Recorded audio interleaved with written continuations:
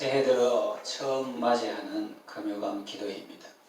기도의 자리에 나오신 여러분을 하나님께서 위로하시고 또 은혜와 평강 주시기를 원합니다.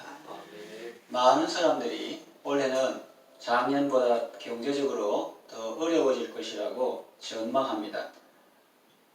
그런 말을 들으면 왠지 우울해집니다. 그리스도인은 그런 말들을 듣고 참조할 수는 있지만 거기에 매일 필요는 없습니다. 왜 그럴까요? 많은 사람이 어렵다고 말해도 하나님이 도와주시면 어렵지 않고, 많은 사람이 안 된다고 해도 하나님이 도와주시면 되기 때문입니다. 성경에는 그런 예들이 많이 있습니다. 요셉은 형들에게 미움을 받고 노예 상인들에게 팔려 낯설고 물설은 애굽 땅에서 종노릇을 했습니다. 설상가상으로 주인 아내의 모함으로 감옥살이도 했습니다. 이제는 아무 소망도 없는 것처럼 보였습니다. 그러나 하나님은 하나님의 때에 그를 감옥에서 나오게 하시고 애굽의 총리가 되게 하셨습니다. 이스라엘 백성이 애굽에 살 때 초기에는 요셉 덕분에 대접받고 잘 살았습니다.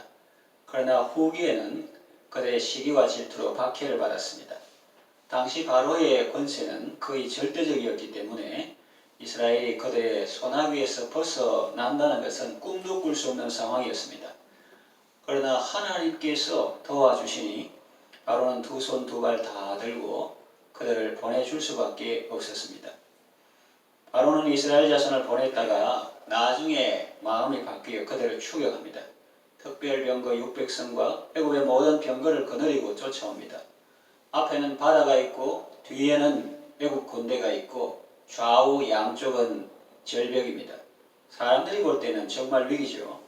그러나 하나님은 이것을 기회로 삼으셨습니다. 바다 가운데 길을 내시고 택한 백성들을 건너가게 하시고 바로와 그 군대를 멸하심으로 여호와께서 하나님의 힘을 알리시고 열방과 세계 가운데 높임을 받으셨습니다. 이스라엘 백성이 광야 생활할 때도 마찬가지입니다. 광야는 일반적으로 사람이 살 수 없는 곳입니다. 그러나 하나님께서 도와주시고 하나님께서 함께 하시니 200만 명이나 되는 사람들이 40년 동안 지낼 수 있었습니다. 하나님께서 함께 하지 아니하시면 큰 성 바벨론도 하루아침에 무너질 수 있고, 하나님께서 함께 하시면 광야에서도 능히 살아갈 수 있는 것입니다. 이스라엘이 가나안 땅에 정착해서 살 때도 마찬가지입니다. 많은 예가 있지만 하나만 살펴보겠습니다. 사무엘하 10장에 이스라엘과 암몬의 전쟁이 나옵니다. 오늘 본문의 배경이라고 볼 수 있는 역사적 사건입니다. 암몬 자손은 아람 사람을 용병으로 고용하고 이스라엘과 맞섰습니다. 요압을 비롯한 다윗의 용사들은 적군에 비하면 수적 열세였습니다. 요압은 이스라엘의 선발한 자 중에서 또 엄선하여 아람 사람과 싸우려고 진을 치고, 남은 용사들은 자기 동생 아비새의 수하에 맡겨 암몬 자손과 싸우려고 진치게 했습니다. 그리고 동생에게 이렇게 말했습니다. 만일 아람 사람이 나보다 강하면 네가 나를 돕고, 만일 암몬 자손이 너보다 강하면 내가 가서 너를 도우리라. 너는 담대하라. 우리가 우리 백성과 우리 하나님의 성읍들을 위하여 담대히 하자. 여호와께서 선히 여기시는 대로 행하시기를 원하노라. 그랬습니다. 그리고 요압과 그와 함께한 용사는 아람 사람을 대항하여 싸우려고 나아가니 그들이 그 앞에서 도망했습니다. 암몬 자손은 아람 사람이 도망함을 보고 그들도 아비새 앞에서 도망하여 성으로 들어갔습니다. 아람 사람이 다윗 군대에 패하였다는 소문을 듣고 하다데셀이 사람을 보내어서 강 건너쪽에 있는 아람 사람들을 다 불러 모아 헬람에 집결했습니다. 하다데셀의 군사령관 소박이 그들을 거느립니다. 적들이 집결했다는 첩보가 다윗에게 왔는데 다윗은 이제 친히 온 이스라엘을 모으고 요단을 건너 헬람에 이릅니다. 거기서 큰 전투가 벌어졌습니다. 전쟁에 참가하면서 다윗은 하나님께 기도했습니다. 수적으로 볼 때 압도적으로 우세한 적군을 보면서 다윗과 이스라엘 백성들이 바라보고 의지할 분은 오직 하나님이었습니다. 하나님은 다윗 왕의 마음의 소원을 들어주셨으며 그 입술의 요구를 거절하지 아니하셨습니다. 헬람 전투의 결과는 어떻게 되었을까요? 사무엘하 10장 18절에서 19절 보면 아람 사람이 이스라엘 앞에서 도망한지라 다윗이 아람 병거 700대와 마병 4만 명을 죽이고 또 그 군사령관 소박을 치매 거기서 죽으니라. 하다데셀에게 속한 왕들이 자기가 이스라엘 앞에서 패함을 보고 이스라엘과 화친하고 섬기니 그러므로 아람 사람들이 두려워하여 다시는 암몬 자손을 돕지 아니하니라 했습니다.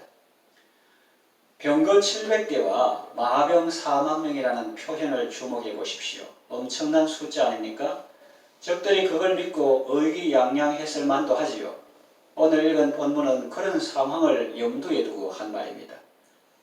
어떤 사람은 병거를 의지합니다. 어떤 사람은 마병을 의지합니다. 이 말이 책상머리에서 상상으로 지어낸 말이 아니라 현장에서 절실히 느끼며 한 말입니다. 어떤 사람은 병거를 의지합니다. 어떤 사람은 말을 의지합니다. 그러나 우리는 하나님의 이름을 자랑하겠습니다 라고 말합니다. 왜요? 하나님께서 그들에게 완전한 승리를 주셨기 때문입니다. 사람들은 이 세상을 살다가 어려운 시기를 만나면 자기가 소중하게 여기는 것들을 꼭 붙잡습니다.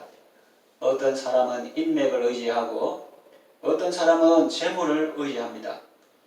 한때는 부동산이 자기에게 도움을 주지 않을까 해서 부동산에 투자하거나 투기한 사람들이 많았습니다. 그러나 이제 부동산 거품이 빠지고 금리가 인상되니 그것은 오히려 감당하기 어려운 짐이 되어버렸습니다. 하나님께서 우리에게 새날의 은혜를 주셨습니다. 올해도 많은 일들이 우리 앞에 놓여 있을 것입니다. 어려움도 있을 것이고 위기도 있을 것입니다. 그럴 때 여러분은 무엇을 바라보고 무엇을 의지하시겠습니까? 사람들은 병거를 의지합니다. 말을 의지합니다. 요즘 말로 하면은 탱크를 의지하고 미사일을 의지합니다. 군대를 의지합니다. 백성의 많음을 의지합니다. 교회는 달라야 할 텐데 어떤 교회들은 교세를 자랑하고 예산을 자랑하고 시설이나 환경을 자랑합니다. 교인들 중에도 하나님을 의지하기보다 자신의 재력을 의지하고 자신의 인맥을 의지하고 자신의 수완을 의지하는 사람이 있습니다. 아찔합니다. 베드로와 요한은 사도행전에 보면 은과 금은 없었지만 나사렛 예수 그리스도의 이름으로 지체 장애인을 걷게 하였고 그 일로 인해 예수님의 이름은 영화롭게 되었습니다. 성도에게 있어서 위기는 무엇일까요? 성도의 위기는 세상 사람들이 말하는 위기가 아닙니다. 교회가 하나님 가치보다 세상의 가치를 더 크게 여기는 것이 교회의 위기요. 성도가 하나님보다 세상 것을 더 의지하고 자랑하는 것이 성도의 위기입니다. 은과 금이 없고 수도원이나 많은 땅이 없어도 나사렛 예수 그리스도의 이름이 있다면 하나님은 그 이름을 통해서 오늘도 우리 가운데 역사하실 것입니다. 예수님 안에서는 어려움도 복이 될 것입니다. 세상이 말하는 위기도 참 성도에게는 기회가 될 것입니다. 우리의 시름은 혈기 또 사람을 상대하는 그런 것이 아니죠. 시름은 혈과 육에 대한 것이 아니고 정사와 권세와 이 어두움의 세상 주관자들과 하늘에 있는 악의 영들에게 대한 것입니다. 그리고 우리 찬송 가사에 나오는 것 같이 마귀 권세에 힘써 싸워 깨쳐버리고 죽은 영혼 살리는 것입니다. 수적으로 열시했지만 낙심하지 않고 오직 하나님만 바라보고 의지하며 암몬과 아람의 연합 대군을 맞서 싸웠던 다윗과 그 용사들에게 승리를 주셨던 하나님께서 오늘도 하나님만 바라보며 의지하며 나아가는 여러분에게 영적 전쟁에서 승리하게 하시고 많은 영혼을 얻게 하시며 힘의 절대적인 우위 속에 이웃과 화평을 누리는 삶을 해주시기를 원합니다. 기도하겠습니다. 하나님 아버지, 수적 열세에도 굴하지 않고 하나님을 의지하고 싸웠던 다윗과 그 용사들에게 승리를 주셨습니다. 오늘도 어떤 사람은 병거를 의지하고 어떤 사람은 말을 의지합니다. 그러나 우리는 하나님을 의지하고 하나님의 이름을 자랑하게 하소서. 예수님의 이름으로 기도합니다. 아멘.